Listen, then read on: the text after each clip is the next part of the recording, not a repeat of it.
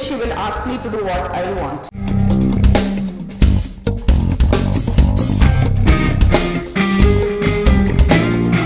My profession never stopped even for my delivery. For my daughter, I just took 3 to 4 days of rest and I resumed back to work.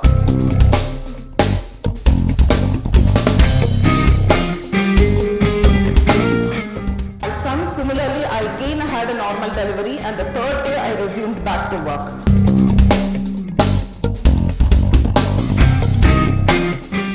Right from the day we were graduated, maybe 3 days for my first delivery and 3 days for the second delivery was the only time that I sat at home. What do you think one most important thing has been really not addressed from morning? Or at least for a woman to become an entrepreneur, what do you think is not much spoken from the morning? Your views, please. Opportunities are always available for men and women, but what is really not being spoken much about? See, for a woman, all of us are budding and getting out of the college with lots of dreams of our profession and life. But don't you think there's a big transit in our life as soon as we get out of the college? What is the transit? See, we suddenly get married. We know that we are going to get married and we have our own imaginations of a newly married life and what we are aiming at. But do you think all of us get the same in our life? So that transit causes the change for men and women to become an entrepreneur. Do you think what I say is true or not? See, you're all with so many dreams. Men are with so many dreams. What if you don't get a good wife and a good life? How many of you will think you become a good entrepreneur if you don't get a good spouse? Put up your hands. How many of you think with a very bad life you will fight and become an entrepreneur? I'm really happy you got my point. See, if you fail to get a good match, if you fail to get your good spouse, you can take it from me, you cannot become an entrepreneur. The life is more important. Your married spouse is very important because they are going to live with you throughout your life. They are going to support you throughout your life. They are going to support all the hurdles that you are going to go through the life. So be very, very, very specific in the person whom you are going to settle with, because they are going to give the next transition in your face. I have many of my friends who were very, very competent in life, but totally now they have lost their identification because they have probably not had a good match to take their journey through. But for men and women, I will not say only for a woman, but for even a man, a very good spouse and a good family is required. So you may be having lots of dreams, lots of commitments in colleges, but before you get into a commitment of marriage, make sure you are taking the right decision. I feel that is the first step towards becoming an entrepreneur, because if you fail that step, the whole journey is lost. You can never take a leadership skill. So after this, as already many people said, you need an inborn feel to become that you have to become an entrepreneur. Just because you come and meet people today, sit in the meeting today, go home and dream that you're going to become an entrepreneur, you're not going to become. See, first you need to have self-confidence. You have to trust your own self. If you don't trust your own self, you cannot feel that the others are going to trust you. So there are many instances where we have not lost confidence on ourselves. Only when you don't lose confidence in yourself, you are going to win the game. Because everywhere, as everyone from morning have been telling, people are there just waiting outside to discourage you in each and every step. And for a woman, it's going to be a very tough journey, because as soon as we get married, what is expected out of us? Kid. So to get pregnant, you lose 10 months in your life, like the journey of having your pregnancy. Then again you have a break in bringing up your child, maybe 1 year, 2 years, 3 years. Then by the time the first child settles, then again you have to go for your second child. Again there's a transit break of another 3 years. So the most valuable so-called time of around 6 to 8 years, you just lose in completing your family. So I think this part you really have to work on. See, for me, if you personally take, I graduated in 2000, my post-graduation. I finished 98 my undergraduation, and immediately me and my husband, we got married. And when I was doing my undergraduation, my father had already fixed an alliance for me before I went to the college in 12th. He told me he's already fixed, so I should not get into any affair in the college. But I knew that was not going to work for me that way, because I'm a person who believes in myself. See, if I want to do something, I will toil anyway, any much to get it done. But if someone forces something on me, and if I don't really like it, I will not do it, and or I can say I will not be able to perform. So I knew, like, whomever my father has selected may not be suitable for me, because I really have to get involved, or I really have to get confident at that time. So at that time, we were the first generation doctors, and it was a very reputed medical college. It was a self-financial college wherein only like we had gone through merit, but many of them were politicians' sons, politicians' daughters, all big business people's kids studying there. So we were really humiliated in the college being the first generation people there, and we could hardly express us in any way other than through studies. So we didn't know how to toil out of this whole crowd. So we used to majority of the time spend our time only in the libraries, like almost the 4.5 years period we used to be only in the library.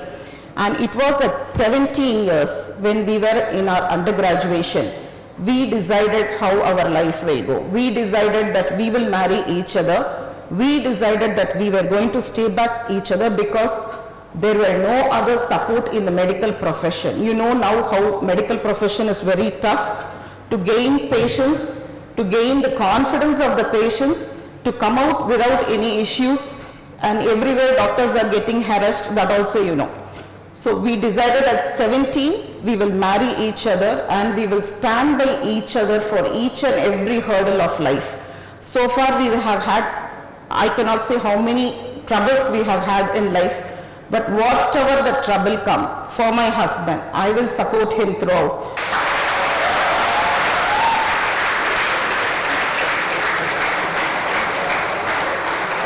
And whatever trouble comes for me, he will be the first man to be there. So, you know, behind each and every man, there's a woman who is supporting his strength, and each and every woman has to be backed up by a man, which is no other than the spouse, who can only definitely back her up and support her through all the endeavors of life.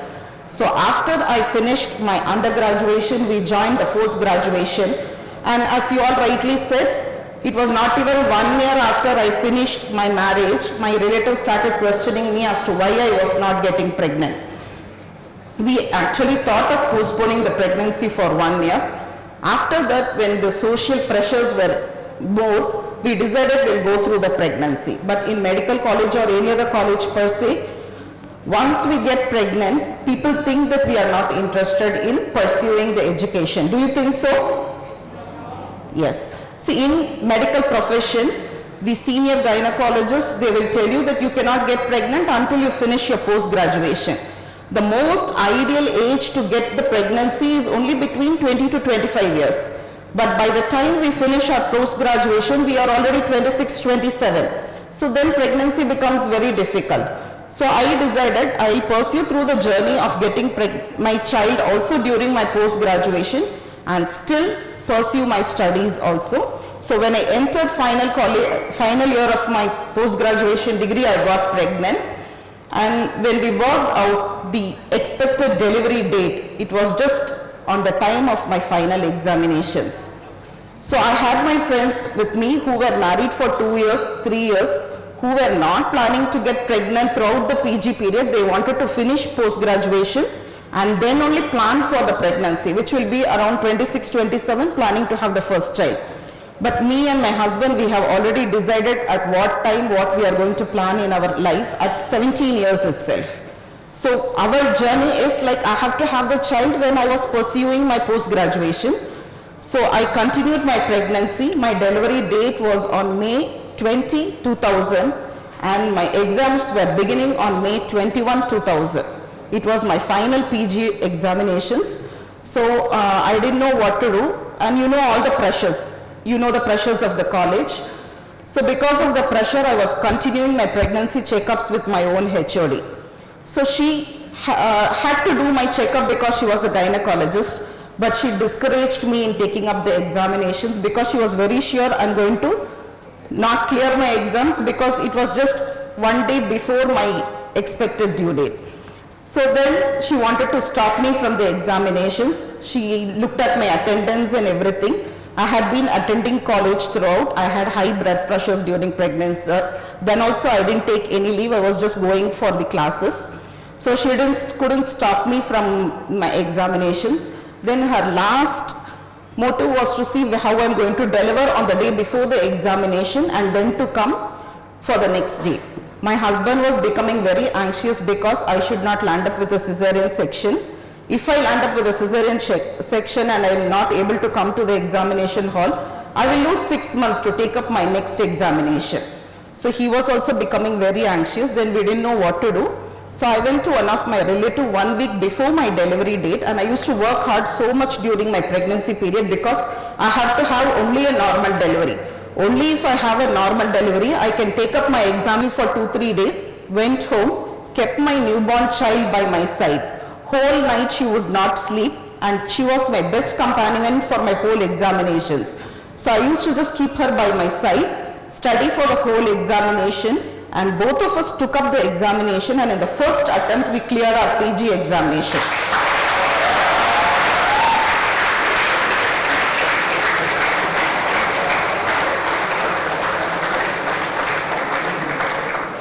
And if you see, my friends, 2 of them who postponed their pregnancy just for the examinations, they lost in the Viva.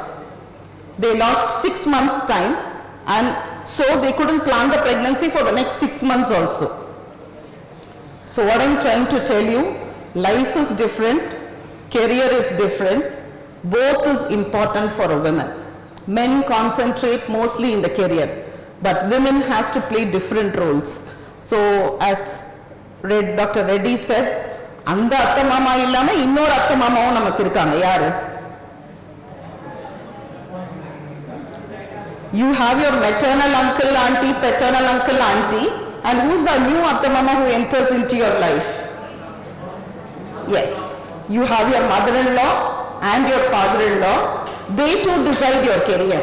See, you may be firing, you may want to achieve many things in life, but if your in-laws stop you from achieving, I don't think you can go ahead. So I selected my family in such a way that I have very supportive in-laws. On the day I deliver my kids, I will hand it over to my mother-in-law, and the next second she will ask me to do what I want. So my profession never stopped even for my delivery. For my daughter, I just took 3 to 4 days of rest and I resumed back to work. And my son, similarly, I again had a normal delivery, and the 3rd day I resumed back to work. See, right from the day we were graduated, maybe 3 days for my first delivery and 3 days for the second delivery was the only time that I sat at home. We have been working throughout. So do entrepreneurs have any timing to work? How many of you want to work from 9 to 6 in the evening? See, if people want to have 9 to 6 in the evening, how many of you want to have weekends? You can raise up your hands. See, you have to forget everything in life to achieve, to really reach your targets. You may not have Saturdays. At 2 o'clock or 3 o'clock, my child will be sick. My child will be running fever. I just have to hand over my child to someone else at the home and walk out at 2 o'clock or 3 o'clock, leaving behind my child sick. So first, you cannot work for timings. That you have to be very sure. You cannot have the yield of family pressure. The whole family has to be cooperative for you to work. Any time I go out for work, my in-laws never stop me from working. They take up my commitments and they send me to work. So you have to be free at work and you have to have a very, very strong family to support you to work. After that, you need enough of courage to face the society. How many of you really have the courage to face the society? Yes. See, really, you may be doing a very good job, but most of the time your job will not be recognized to be good. As they said in the morning, you will be having lots of gundas, lots of political people who will come and try to harass you at any time, who will try to take over you at any time, and you must be really courageous enough to face them. You will be facing many failures in your life. To begin with, there will be only failures. So you must be strong enough to face all these failures, and only if you get through all these things, probably after that the society will start recognizing you as an entrepreneur. Majority of the toil is in the first decade of your life once you step out of this college. So I don't want to take much more of your time. Please take care of your life. Please take care of your family. A strong life is going to be a strong career. Never forget to have a very good family. Be very, very, very, very sure in the commitment of your married life. That is the main success to be a good entrepreneur. Thank you.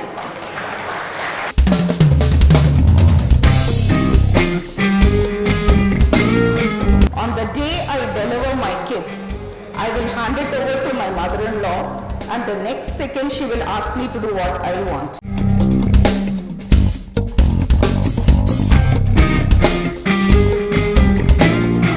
My profession never stopped even for my delivery.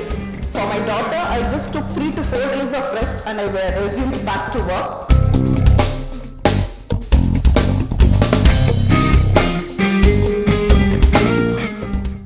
Similarly, I again had a normal delivery, and the 3rd day I resumed back to work.